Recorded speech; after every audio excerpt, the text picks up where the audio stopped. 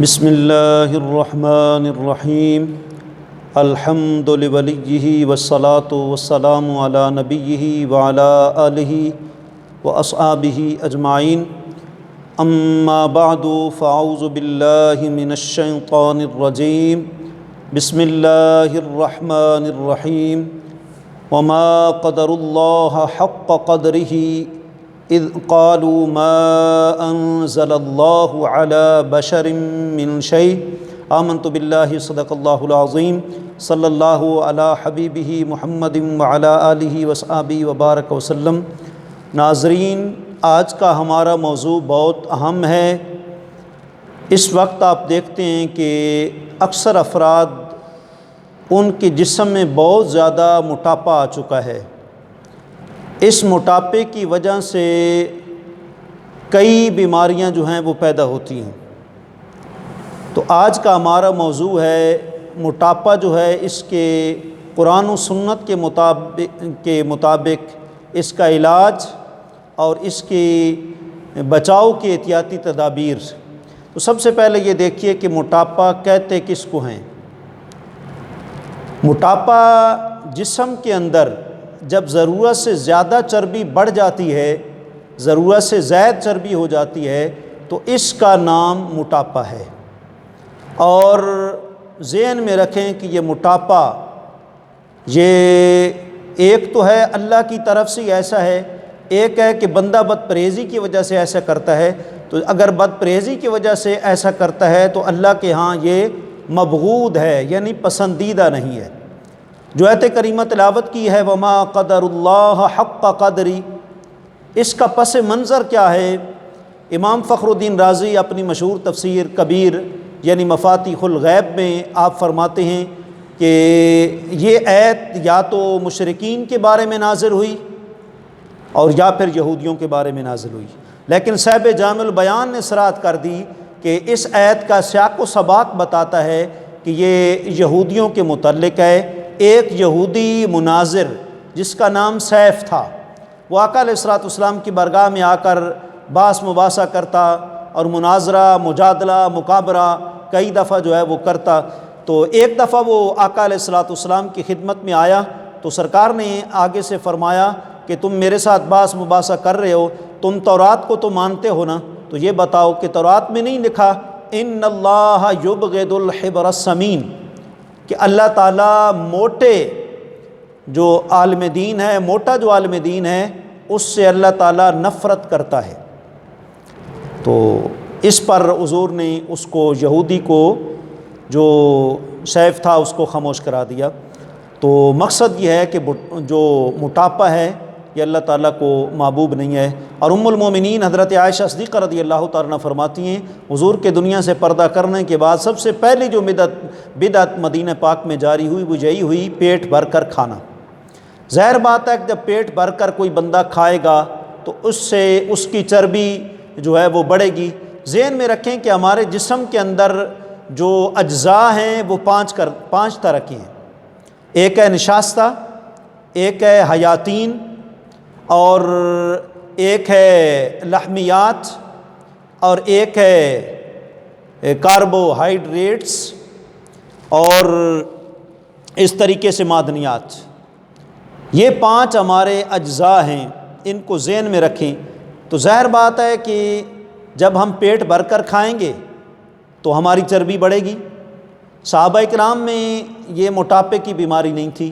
شیخ Saadi نے اپنے کتب فارسیہ میں کئی مرتبہ یہ ذکر کیا کہ آقا علیہ الصلوۃ والسلام کے دور اقدس میں کچھ کہ ادھر ادھر کو جب لوگوں کو پتہ چلا کہ مدینہ پاک میں سرکار ہجرت کر چکے ہیں تو پھر ایک طبیب جو ہے وہ یمن سے آیا، اس نے وہاں ڈیرا لگایا، پڑاؤ کیا تاکہ کوئی بیمار اگر ہوگا تو میں اس کا علاج معالجہ کروں گا۔ کچھ عرصہ گزارنے کے بعد حضور کی بارگاہ میں اس نے عرض کیا میں واپس جا رہا ہوں۔ سرکار نے فرمایا کس لیے آئے تھے؟ عرض کی یا رسول اللہ صلی اللہ علیہ وسلم اس لیے آیا تھا کوئی بیمار ہوگا اس کا علاج کروں گا۔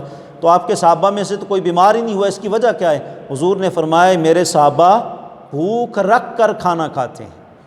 تو یہ اگر ہم اصول صحت آقا علیہ الصلوۃ والسلام کا جو اصول نبوی ہے اس کو ہم سامنے رکھیں تو انشاءاللہ العزیز ہماری طبیعت صحیح رہے گی اور بڑھاپا کی مرض میں ہم مبتلا نہیں ہوں گے۔ ظاہر بات ہے موٹاپا جو ہے جب زیادہ ہوتا ہے تو بڑھاپا جلد آ جاتا ہے اور بیماری کا وہ سبب بن جاتا ہے۔ دیکھیں، ایک بندہ دن کو دفتر میں بیٹھے کرسی پہ بیٹھے کام کر رہا ہے، ایک بندہ مصلے پہ بیٹھے مدارس میں وقت گزار رہا ہے، اور ایک بندہ مزدوری کر رہا ہے۔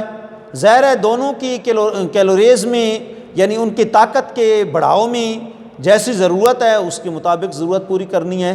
ایک بندہ زیادہ کام کرتا ہے تو اس کو زیادہ خوراک کی ضرورت ہے اور اس کی ہضم بھی ہو جاتی ہے۔ ایک بندہ کام زیادہ کرتا ہے لیکن بیٹھ کے کرتا ہے، خوراک اس کی ہضم نہیں ہوتی۔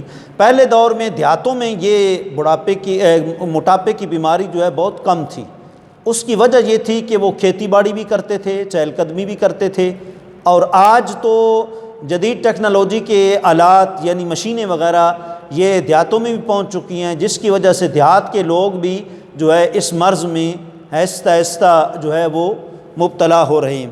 تو بھائی اس مرض سے جو ہے وہ ہم نے جان چھڑانی ہے، کیونکہ اس ایک مرض سے کئی بیماریاں اور پیدا ہو جاتی ہیں۔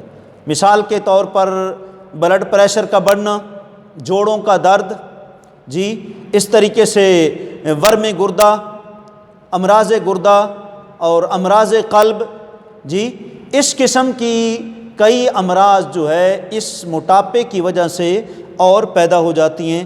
لہٰذا اب ہم نے جو ہے وہ اس سے ان غذاؤں سے پرہیز کرنا ہے جن کی وجہ سے موٹاپا ہو جاتا ہے۔ دیکھیں، آج ہم پرہیز کرنا ہو تو نہیں کرتے، بد پرہیزی کر جاتے ہیں۔ کوئی بھائی کہہ دے تبرک کی چیز ہم کھا جاتے ہیں۔